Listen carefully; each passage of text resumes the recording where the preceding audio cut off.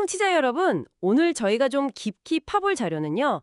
법의학 심리학자 줄리아 쇼의 베스트셀러 기억 착각 관련 내용입니다. 우리가 너무나 당연하게 믿는 우리 기억 있잖아요.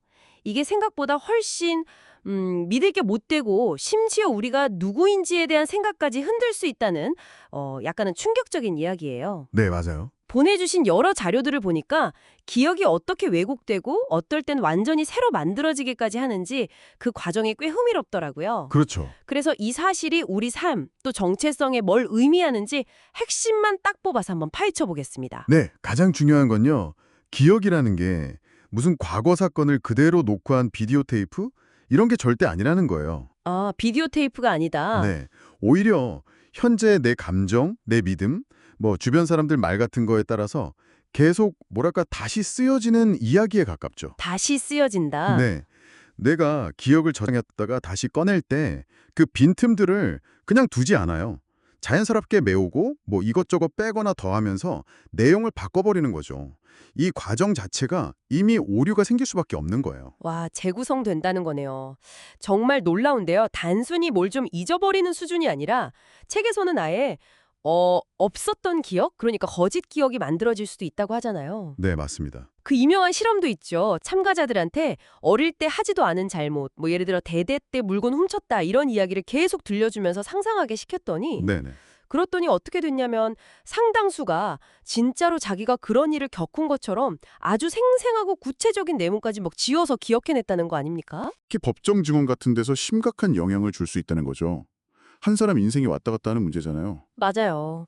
자료에도 그런 사례가 있었죠. 잘못된 기억 때문에 억울하게 유죄 판결 받은 사람들 이야기요. 네. 특히 그 사례는 정말 300번 넘게 자기는 안 했다고 부인을 했는데 딱 한 번 자백을 한 거예요. 그것도 혹시 좀 유도된 자백이 아닐까 싶은? 네, 의심이 가는 정황이죠. 근데 그 한 번 때문에 종신형을 받았다는 거잖아요. 목격자나 당사자 기억이 얼마나 중요하게 여겨지는지 생각하면 진짜 좀 섬뜩하죠. 그게 바로 기억 왜곡의 두 가지 측면을 보여주는 건데요. 처음 경험할 때 정보가 잘못 들어가는 1차 왜곡이 있고요. 아, 처음부터 잘못 기억하는 거군요. 네. 그리고 나중에 그걸 다시 떠오를 때 현재 정보나 감정 때문에 내용이 또 바뀌는 2차 왜곡도 있는 거죠. 아하, 특히 경찰 수사 기법이라던가 특정 답변을 원하는 듯한 질문 같은 거 있잖아요. 그런 게 기억을 완전히 바꿔놓을 수 있다는 걸 보여주는 거예요. 기억은 떠올릴 때마다 새로 쓰여질 수 있는 겁니다. 그럼 기억이 이렇게 막 바뀌고 왜곡될 수 있다면 진짜 근본적인 질문이 생기네요. 나는 누구인가 하는 거예요. 그렇죠. 보통 내 정체성은 내 과거 경험들, 그러니까 자전적 기억의 합이라고 생각하잖아요. 근데 그 기억 자체가 좀 불안정하다면요? 정확하십니다. 기억이 나라는 이야기를 만드는 재료인데 그 이야기가 사실과는 꽤 다를 수 있다는 가능성, 이 책이 그걸 말하는 거죠. 와, 그럼 이런 질문을 하게 되죠. 당신이 나라고 믿는 그 이야기는 과연 얼마나 진짜 있었던 일에 바탕을 둔 걸까? 어쩌면 우리 각자는 그냥 내 기억이 편집하고 좀 각색한 그 이야기 속 주인공일 뿐일 수도 있다는 거죠. 물론. 그렇다고 줄리아 쇼 박사가 기억 절대 믿지 마세요 이렇게 말하는 건 아니죠. 아, 그럼요. 그건 아니고요. 오히려 기억이 이런 특성을 가졌다는 걸 아는 게 중요하다고 강조합니다. 네, 알아야 대처를 하니까. 그렇죠. 일기를 쓴다든지 사진이나 동영상 같은 객관적인 기록을 좀 활용한다든지 그리고 내 기억도 이거 진짜 맞나? 하고 좀 비판적으로 돌아보는 습관, 이런 걸로 오류 가능성을 줄일 수 있다는 거죠. 네.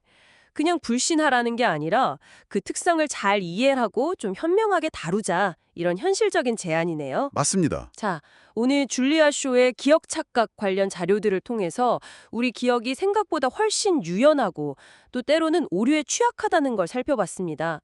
이걸 듣는 여러분은 어떤 생각이 드시나요? 핵심은 결국 이거 같아요. 기억은 무슨 박물관 유리관 속에 딱 고정된 진실이 아니라는 거. 네. 현재의 내 필요나 관점에 따라서 계속 재해석되고 또 변형되는 아주 역동적인 과정이라는 거죠.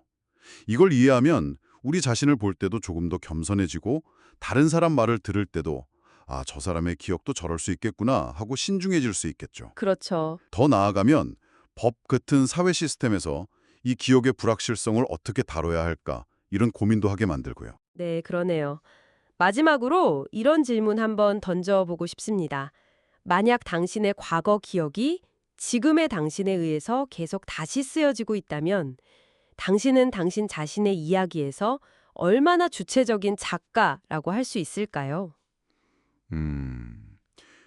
깊은 질문이네요. 그리고 이 생각이 앞으로 당신이 만들어갈 미래의 나에게는 또 어떤 영향을 미치게 될까요? 한번 곱씹어 볼 만한 질문인 것 같습니다.